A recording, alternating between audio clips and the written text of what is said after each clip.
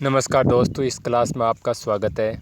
आज हम बात करेंगे तुलसीदास जी के संबंध में विद्वानों के कथन है उनके बारे में।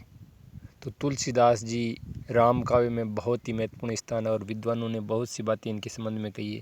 तो चलिए आज उनकी बात शुरू करेंगे। इससे पहले तुलसीदास जी का हम एक क्लास ले चुके हैं और तुलसीदास जी के अलावा अन्य राम काव्य के जो कवि हैं उनकी भी बात कर चुके हैं। तो चलिए आज तुलसीदास जी के संबंध में विद्वानों के कथन पढ़ते हैं। पहला कथन देखो आप कि बुद्ध देव के बाद भारत में सर्वाधिक बड़े लोकनायक तुलसीदास हैं। यानी बुद्ध जो है उनके बाद भारत में सर्वाधिक बड़े लोकनायक तुलसीदास है। ये बात कही जॉर्ज ग्रियर्सन ने। तो ये आपको एक कथन देंगे और पूछ लेंगे कि ये कथन किसका है तुलसीदास जी के संबंध में। इस प्रकार का इससे प्रश्न बनेगा। अगला कथन देखिए, तुलसीदास मुगल काल का सबसे महान व्यक्ति है स्मिथ। तो यहाँ क्या कंफ्यूज हो जाते हैं कि बुद्ध देव के बाद सर्वाधिक बड़े लोकनायक स्मिथ ने कहा, जॉर्ज ग्रियर्सन ने, इसलिए पास में लिखा है। तो ये ध्यान रखना, तुलसीदास मुगल काल का सबसे महान व्यक्ति है स्मिथ ने कहा। आगे देखो, हजारी प्रसाद द्विवेदी का कथन देखिए तीसरा। कहते भारत का लोकनायक वही हो सकता है जो समन्वय करने का अपार धैर्य लेकर आया हो। हजारी प्रसाद द्विवेदी, बहुत ही प्यारा कथन है, बहुत ही महत्वपूर्ण कथन है। इसको ज़रूर आपको ध्यान रखना है, ये कथन आ सकता है, इम्पोर्टेंट है। अगला कथन भी हजारी प्रसाद द्विवेदी जी का है। क्या कथन है देखो, उस युग में किसी को तुलसी के समान सूक्ष्म दर्शिनी और सारग्रहिणी दृष्टि नहीं मिली। तो ये कथन भी हजारी प्रसाद द्विवेदी का है। अगला कथन देखो, अगला कथन भी हजारी प्रसाद द्विवेदी जी का है। पांचवा कथन देखो, तुलसीदास का सारा काव्य समन्वय की विराट चेष्टा है। ये भी हजारी प्रसाद द्विवेदी का, ये भी हजारी प्रसाद द्विवेदी का, ये भी हजारी प्रसाद द्विवेदी का। तीनों कथन ध्यान रखना है, क्योंकि रामचंद्र शुक्ल और हजारी प्रसाद द्विवेदी बहुत ही इनके कथन के महत्व होता है। अगला देखो, छठा कथन, हिंदी काव्य की सब प्रकार की रचना शैली के ऊपर गोस्वामी जी ने अपना ऊंचा आसन प्रतिष्ठित किया। ये ऊंचा स्थान और किसी को प्राप्त नहीं था। ये तुलसीदास जी के संबंध में रामचंद्र शुक्ल जी ने कहा, ये ध्यान रखना है कि हिंदी काव्य की सब प्रकार की जो रचना शैली है उन्होंने वो सारी गोस्वामी जी ने अपनाई है और उनका सबसे ऊंचा स्थान ऐसा रामचंद्र शुक्ल जी का कहना है। सातवां कथन देखो, तुलसीदास जी उत्तर भारत की समग्र जनता के हृदय मंदिर में पूर्ण प्रतिष्ठा के साथ विराज रहे हैं। रामचंद्र शुक्ल जी, कितना अच्छा कथन है। देखो आप, एक कथन है वो महत्वपूर्ण है और जो महत्वपूर्ण है वही मैंने लिया है। अगला देखो, आठवां कथन देखो,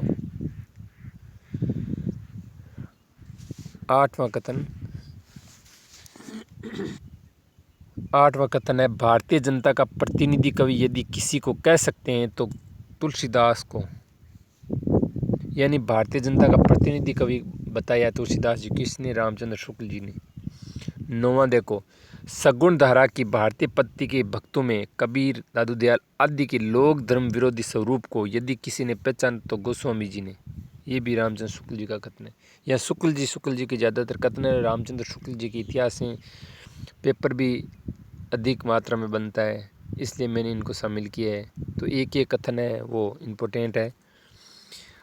आगे देखो, दसवां कथन है कि तुलसीदास जी की भक्ति पद्धति की सबसे बड़ी विशेषता उसकी सर्वांग पूर्णता है। शुक्ल जी ने ही कहा है। कितने अच्छा, एक कथन कितना अच्छा है। प्रेम और श्रृंगार का ऐसा वर्णन जो बिना किसी लज्जा संकोच के सबके सामने पढ़ा जा सके, गोस्वामी जी का ये भी रामचंद्र शुक्ल जी का ही कथन है।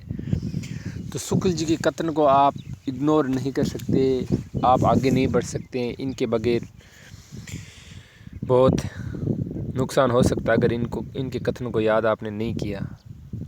अगला देखो, अगला कथन है 12वां देखो, ये एक कवि ही हिंदी को प्रौढ़ साहित्य भाषा सिद्ध करने के लिए काफ़ी है, रामचंद्र शुक्ल जी।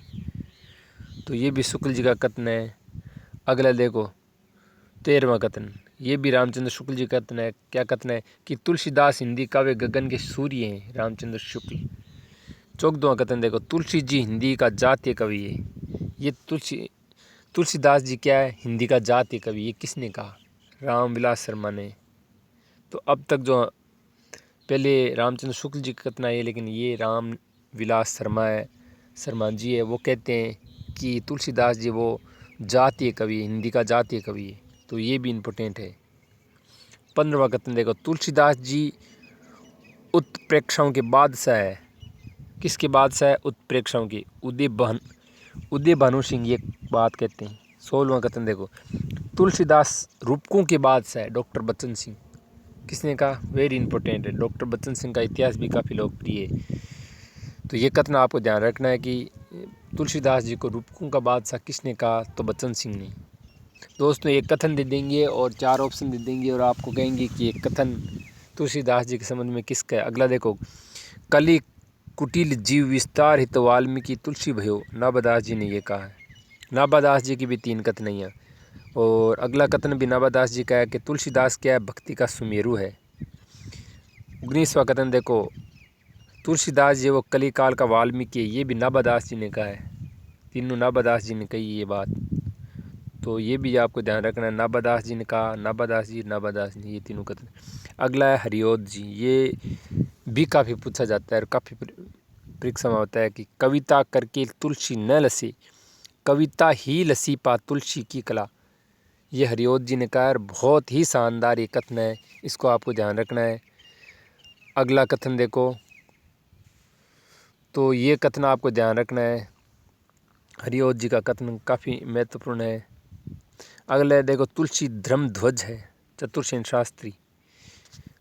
भिखारीदास जी का कथन बहुत बार पूछा जाता है कि तुलसी गंग दोऊब है, सुकवि के सरदार। ये भिखारीदास जी ने तुलसीदास जी के संबंध में कहा। 23वां कथन देखो, तुलसीदास आनंदवन का वृक्ष है, मधुसूदन सरस्वती का ये कथन है। 24वां और अंतिम कथन देखो, तुलसीदास लोक मंगल की साधना अवस्था के कवि रामचंद्र शुक्ल जी। तो प्यारे दोस्तों, ये क्लास आपको अच्छी लगी होगी। एक एक कथन को आप याद करें, इसके नोट्स बना ले। अगर आप नोट्स नहीं बनाना चाहे तो इसको 2-3 बार देखिए ताकि आपको ये कथन याद हो जाए। तो प्यारे दोस्तों, मैं कुछ जानकारी आपको बता दूं कि इससे पहले तुलसीदास जी पहले जितने भी राम भक्ति काव्य के कवि हैं उनकी रचनाएं मैं ले चुका हूं। और इससे पहले सूफी साहित्य, संत साहित्य, आदिकाल है, वो भी मैं ले चुका हूँ। तो आप उन क्लासों को देखें और मेरी अगली क्लास का आप इंतज़ार करें। मैं जल्दी ही अगली क्लास भी लेकर आने वाला हूँ। अगली क्लास भी हमारी तुलसीदास जी के संबंध में होगी, क्योंकि तुलसीदास जी की 3 से 4 क्लासें होगी। तो सभी क्लासें आप देखें। और ये कथन बहुत ही महत्वपूर्ण है। एक जगह ऐसी जानकारी आपको न तो किताबों में मिलेगी, न किसी बड़ी कोचिंग में मिलने वाली है। एक एक कथन महत्वपूर्ण है। अगर वीडियो की क्वालिटी कमज़ोर है या कोई कारण है, मैं जितने संसाधन है उनसे बना रहा हूँ।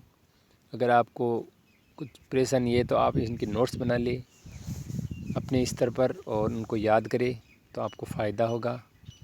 मैं इस क्लास को यहीं विराम देता हूँ। धन्यवाद।